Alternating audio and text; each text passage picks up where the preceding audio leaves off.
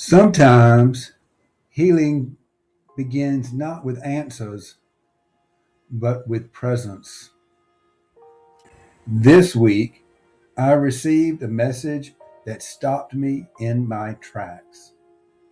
It came from a young father in Africa. The message was simple.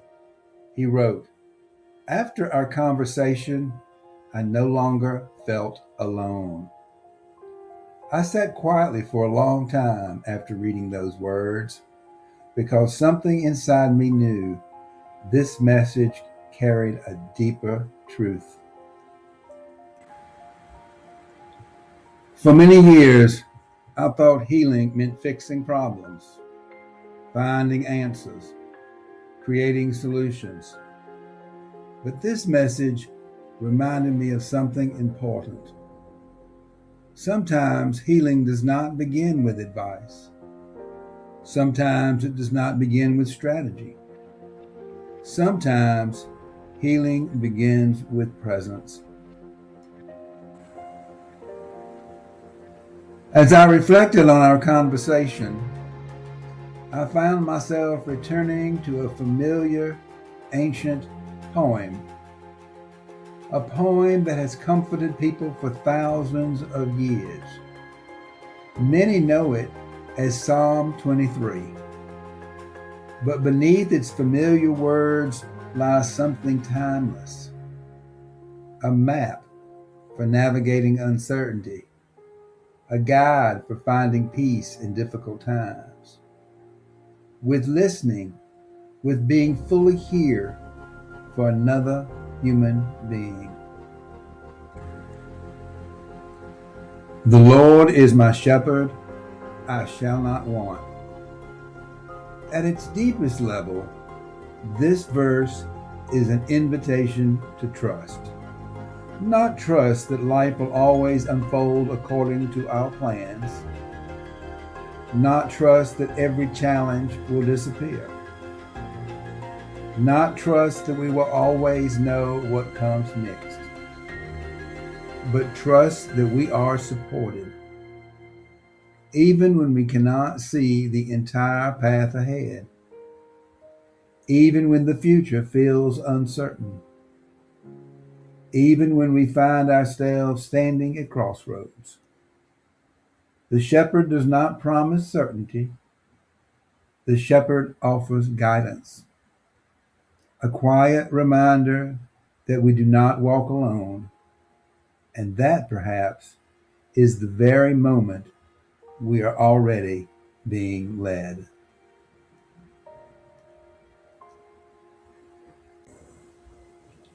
He makes me lie down in green pastures. He leads me beside still waters. The green pastures are not somewhere else. The still waters are not waiting in the future.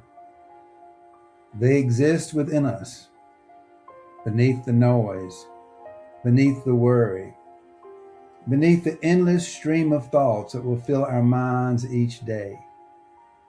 There is a quiet place within, a place untouched by fear, a place untouched by hurry, a place untouched by the constant demands of daily life. The ancient poem reminds us that peace is not something we must earn. It is something we can return to. Again and again, like still waters, waiting patiently within us. He restores my soul. Healing is not becoming someone new.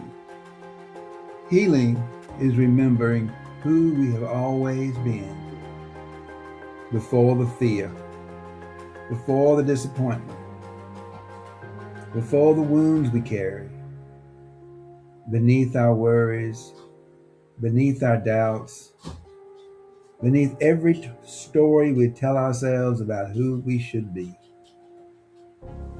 There is something essential within us, something whole, something unbroken. The soul does not need to be fixed. It simply needs to be remembered. And perhaps That is what true healing really is. A gentle return to the truth of who we are.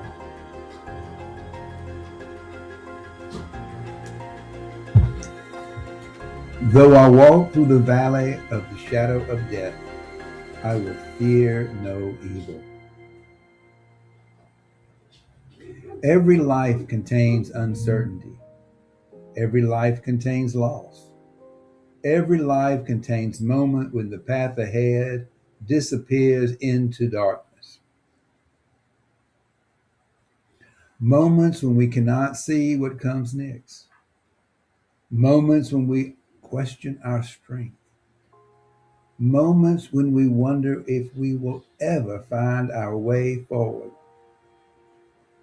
Yet the shadow is not the final truth, and the darkness is not the destination. The valley is something we walk through, not something we remain in. Love remains, hope remains, the light remains, and even in our darkest moment, something within us continues to move toward the dawn.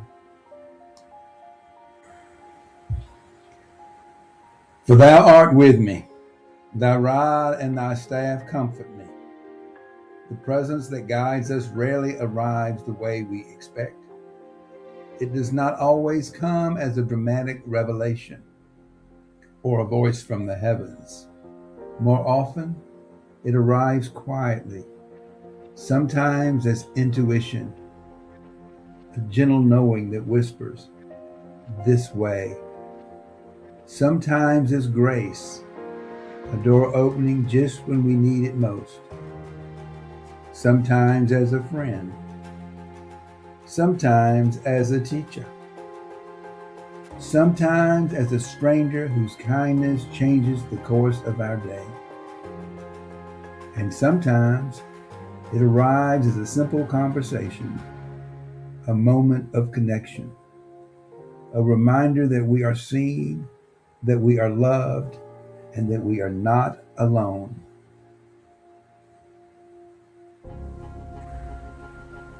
Thou preparest a table before me in the presence of my enemies. This may be one of the most surprising lines in the entire poem. The table is not prepared after the conflict is over. The table appears in the middle of it. Peace is not the absence of difficulty. Peace is the ability to remain connected to love while difficulty is present. To remain grounded when fear is pulling us in another direction. To remain open when life invites us to close our hearts. The table is always there.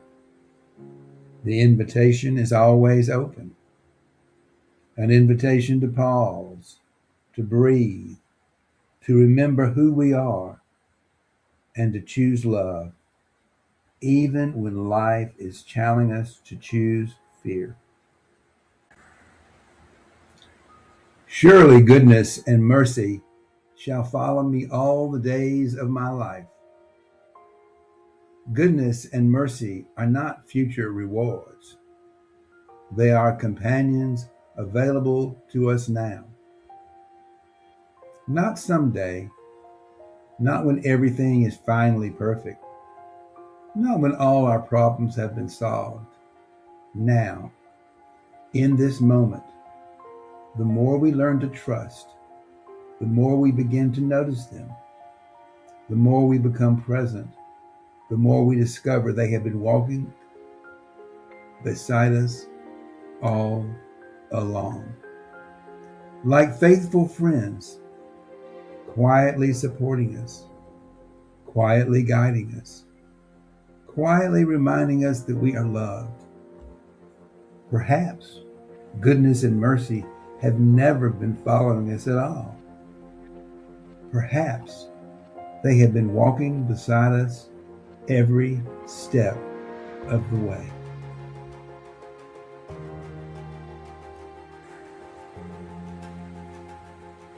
Source is my shepherd, the eternal light of all that is. I walk in wholeness, for nothing is lacking in me. Source lays me down in the emerald light of the heart and leads me beside the still waters of inner peace. The light restores my soul and guides me into alignment with love. Even when I pass through the valley of shadow and illusion, I fear no evil, for the presence of Source is with me. Its power protects. Its guidance lifts me. You prepare a feast of abundance before me. Even in the face of hostility, my heart remains unshaken. You anoint my crown with the oil of light, and my cup overflows with gratitude. Surely goodness and grace surround me always, and I will dwell here and now forever in the infinite house of Source.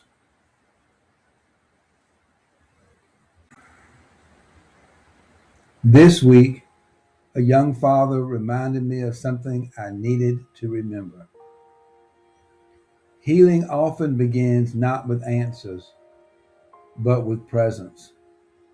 Not with fixing, but with listening. Not with certainty, but with connection. Perhaps that is the wisdom hidden inside this ancient poem. Perhaps the green pastures and still waters appear whenever we help another human being remember that they are not alone. And perhaps that is where healing begins. Thank you for walking this path with me.